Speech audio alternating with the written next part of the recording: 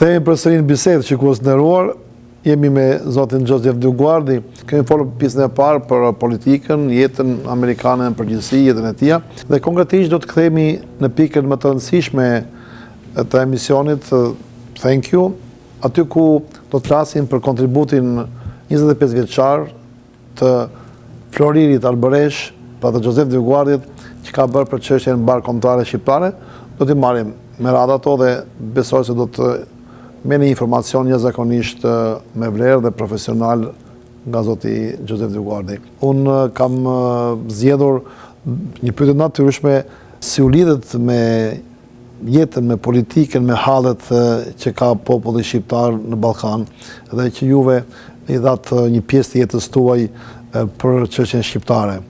Well, first, to correct a little bit, it's 29 years, 4 years as a congressman, 25 years as an independent advocate for the Albanian people with the Liga Qytetare Shqiptare Americana, and with that 20 years with Shirley. So 29 years for me, 25 years as after Congress, but in the 25 years, 20 with Shirley because I met her in 1994. Well, once the Albanians found out that my family spoke Albanian, and they started coming to my office, they started coming to my house in Washington, in New York, giving me all the things that were being done against the Albanian people in Yugoslavia at that point. They weren't talking just Kosovo. They were saying, look what this place, Yugoslavia, is doing to Albanians in Kosovo, in Montenegro, in Macedonia. These were all republics then. Even in Serbia, you know, it had Pjesa. I was reading this and I'm saying to myself, this is not good. How could they treat these people worse than we treat the African Americans in America? And then the State Department has what they call country reports. So I didn't just believe the Albanians. I went to the country reports from before I went to Congress and then just after each year to see what they're saying about Yugoslavia. And sure enough, in the country reports are all these bad things that were being done. How many Albanians are in jail? More Albanians in jail in Yugoslavia than anybody else. How many were being, you know, even imprisoned in a very bad way and tortured. Then I found out that during the period, see, Tito died in 1981. I wasn't a congressman until 1985, so I had to learn this history. And then Tito kept the peace, the balance between the Albanians and the Slavs. But then after he died, the Serbs started to make big trouble for the Albanians, and the Albanians started the student demonstrations, riots in 1981. By the time I got to Congress, 600,000 Albanians out of 1,800,000 in Kosovo, and those are the numbers I got, were put through the police processes. This is how bad it was. I started to study, I started to research, I started to get the facts, and then in 1987, guess what happens? Milosevic becomes the president of Serbia and the president of the Communist Party. And now he's talking only for Kosovo. So now he has this idea that maybe Kosovo will never become a republic, and we were saying Kosovo Republic because Kosovo was just a province. It wasn't yet, even though it had its own parliament. So I was always saying Kosovo Republic, Kosovo Republic. Then in 1989, he moves in with the tanks on the streets of Pristina, and he tells the Convendi, the leaders of the Convendi, that he is now going to take the power, no more parliament for the Albanian people. That's when I started to become very aggressive, very active. So you might say I was at the right place at the right time because now Milosevic comes 1987 and I am prepared to do something. Now it took from 1987 to 2002 to get him into The Hague. That's a lot of time, but we accomplished that. Faleminderit, unë për Kosovën kam një pyetje të veçantë dhe ajo është natyrshme sepse ju keni kushtuar lidhjen tuaj për Kosovën dhe unë do të bëj një pyetje në Kosova dhe kontributi i Dioguardit. I had to shift from Albanians in Yugoslavia to Albanians in Kosovo because that's where the most negative things were being done against the Albanian people. The first contribution was in 1989 when I started the League to go to Belgrade and then to go to Kosovo to see for myself and take pictures to bring back to Lantos of the tanks on the street. Lantos was a Jewish congressman. He was saved from the Nazi Holocaust, so he knew how bad things could be. He said, go and take the pictures, come back, and if you could show me the pictures of what they're doing to the Albanians, I will then go with you to Pristina. We didn't think about Albania, but we went in May to Pristina. Why? To send a signal to Slobodan Milosevic that we are watching now everything he's doing, to slow him down because he was doing too much too fast. But at that time, Lantos had told me that if I ever get the chance to go to Albania, my dream is to go to Albania because I'm born in Hungary. I've been all over the world. Nobody goes to Albania. It's like North Korea. And then I get a call from Bashkin Pataka in New York. He's the ambassador to the United Nations from Albania. We would like you to come to Albania, but we want you to come alone. We want to honor you, Mr. Dioguardi. You are now a hero for the Albanian people. But some smart Albanians told me, do never go there because they control the press. They will make it look like you're supporting communism, and then you are finished in America. So I said, I will come, but only if I bring Congressman Lantos. They said, no, it's not proper. And I said, well, I'm then going to Kosovo. No, you have to come here first. I said, no, too late. I'm going to Kosovo. If you want me to come to Albania, now I have to come with Lantos, and then I will drive from Prizren down. Oh, you can't go that way, because then it's 10 hours to go from Kukis all the way down to Tirana. But they agreed. They drove up, and they took me down. So what I did was I made this trip, not only to Pristina, to tell with Lantos, Milosevic, we're watching you. But then I did the same with Ramizalia to say, hey, the Berlin Wall came down. Communism is gone, and you still have it here. When are you going to let democracy come? 1 month after Lantos and I was there, they ran to the embassies. They ran on the ship to go to Italy. So I accomplished a lot. I opened up the eyes of the West, but I opened up the eyes of the Albanian people that someone, Joe Dioguardi, was now speaking for them like nobody else had. So that was important. And then what did I do in 1990? I brought Rogova and 12 academics, intellectuals, no Levizia Demokrata, no party in Kosovo. The party LDK, Ledeka, came in 1991-92. And we brought them in for the big hearing, 5 hours in Washington for the Congressional Human Rights Caucus, Senate and the House together. Lantos, Dioguardi, and you saw how Milosevic sent all the Serbian beards to testify, but we won. And you showed last night the Serbian woman, Congresswoman Helen Dilic-Bentley, how she was asking me the questions, and I had to answer them quick.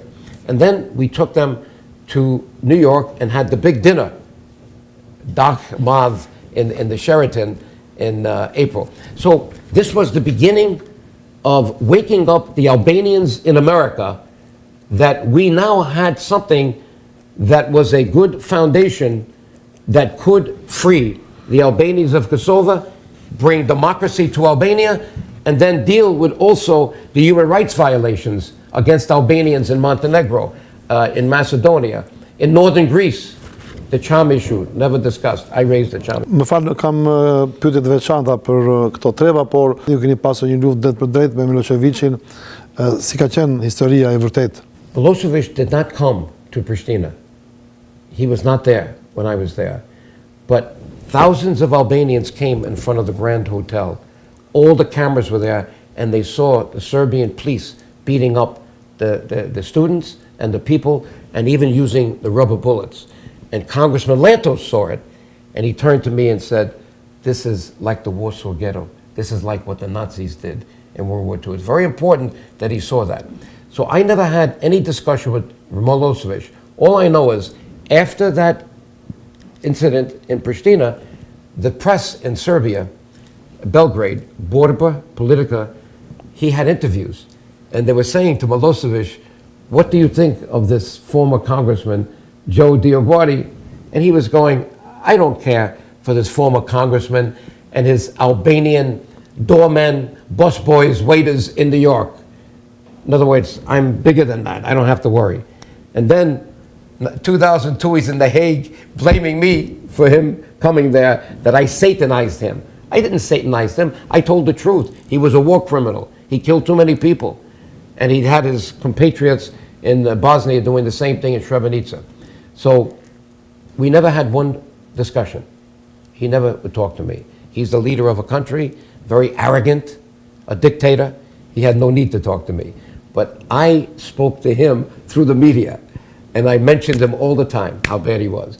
And I had 28 different media programs, CNN, NBC, BBC, constantly telling the world who Milosevic was as a war criminal, and he had to be put in The Hague. And then it happened. So I think I did my job as a citizen. Don't forget, I'm not elected. I was only an independent advocate for the Albanian people, and many of them did support me. Not enough, but I used my Jewish friends and my Italian friends to raise money when the Albanians said we can't raise that much money. So I was able to do it. Zoti Dioguardi, juve keni bashkëpunuar me miqtë tuaj këtu në Amerikë, por keni bashkëpunuar dhe me politikanët dhe aktivistat që kanë qenë në vendlindje, veçanërisht Kosovë.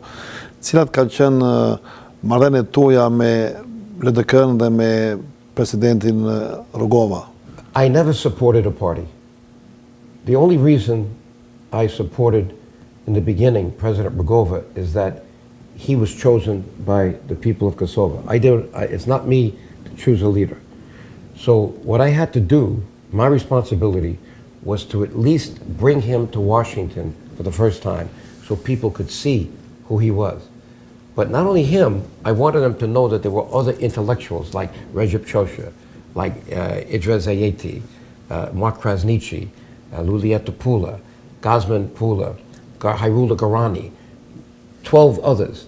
So I wanted them to see that the people that were potentially the political leaders of Kosovo were very smart, because the Serbs were saying that Albanians are terrorists, Albanians are ignorant, Albanians are farmers, and they didn't know that they had this intellectual class. So I did my best to bring them to the hearing, 5 hours, April 24th, 1990, and then to the Sheraton Hotel, April 28th, and then I brought them back again in September, and I did all I could. I went there again. I went with Lantos, but then Milosevic passed a law in Belgrade banning me for 5 years not to come back. So then I started working in Macedonia. The point is that I didn't see myself supporting a party. I don't believe in supporting any parties. I believe in giving the people the maximum environment to find a leader that they could trust and that they could vote for. Unfortunately today, there's too many corrupt leaders that are not doing what I did. They're not allowing the system to find the leaders. They're trying to use money, and they're trying to use the parties to determine how they can control the people. And then too many of them are making the coalitions with the Slavs, like in Montenegro and Macedonia. And it's not working because the Slavs are not giving the Albanians anything. Look at Pjesa. So I am reminding the Albanian people that we cannot be seduced. We cannot be tricked. We cannot take, Milosevic got away from 1987 to 2002. You know how many years that is? 15 years. Many people died. Why? He lied. America thinks that when you're a leader, you don't lie. No, the Russians lied. The Slavs lied. Communists lied. And that's the way they are. A book was written by the head of the CIA in America. His name was FBI, J. Edgar Hoover, about the Communist Party.